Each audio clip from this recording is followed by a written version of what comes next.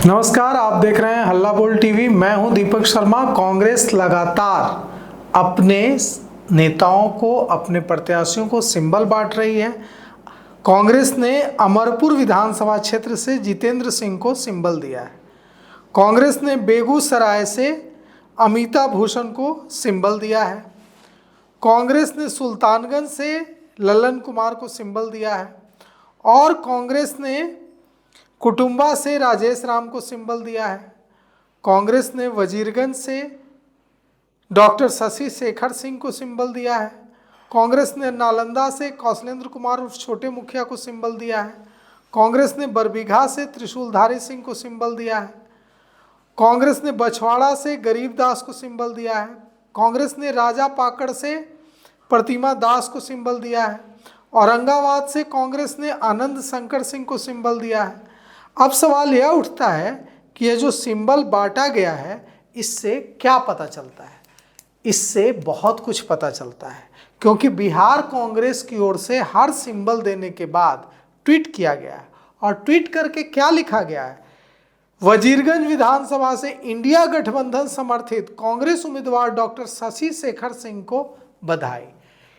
India गठबंधन समर्थित कांग्रेस उम्मीदवार, मतलब कांग्रेस यह कह रही है सिंबल बांटते हुए कि ये जो प्रत्याशी हैं जिन्हें सिंबल दिया जा रहा है, ये महागठबंधन के प्रत्याशी हैं।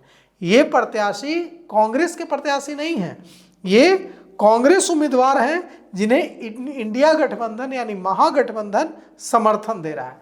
तो इससे कितनी बड़ी बात साफ हो गई कि जितने भी सिंबल बांटे गए हैं वो सारे सिंबल राजद की सहमति से बांटे गए हैं।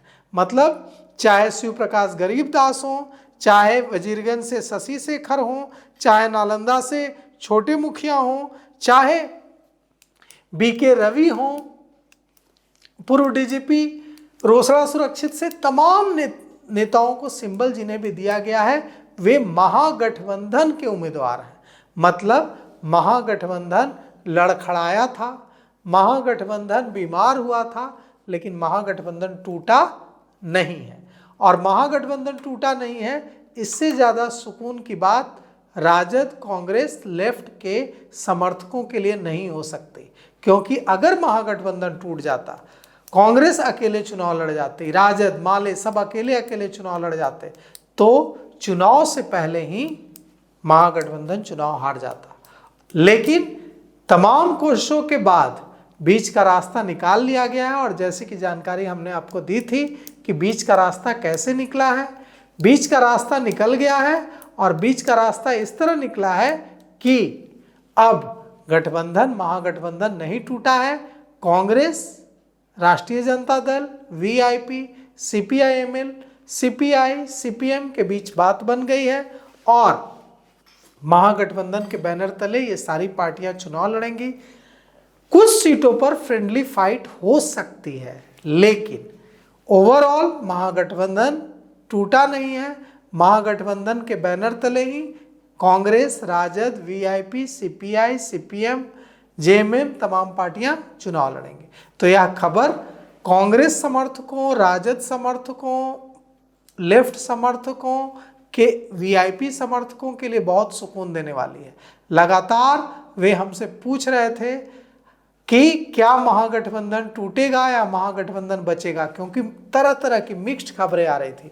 कभी लग रहा था कि महागठबंधन लड़खड़ाया, महागठबंधन टूट गया, महागठबंधन बीमार हो गया, कभी लग रहा था कि नहीं सब कुछ ठीक हो गया।